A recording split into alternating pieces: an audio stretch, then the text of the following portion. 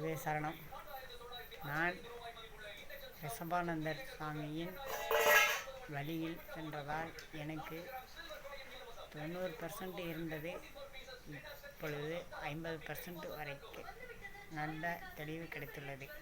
அதனால் இதை மீண்டும் நான் எப்படி இதை சரி செய்வது என்பது ஒரு குழப்பமாக இருக்கிறது. அதை மீண்டும் நான் வரும் வழியில் அதை தெரிந்து புரிந்து கொள்வேன் என நான் நம்புகிறேன்.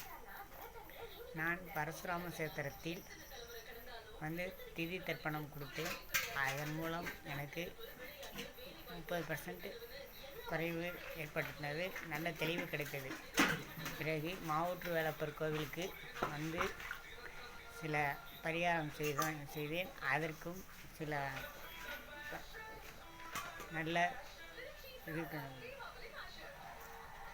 கிடைத்தது. அதனால் எனக்கு கோமடத்திற்கு ஒரு தடவை பசுவுக்கு கோபூஜை செய்யும் நிகழ்ச்சியில் கலந்து கொண்டேன். ஐயாவிடம் குருவிடம் நான் ஆசி பெற்றேன்.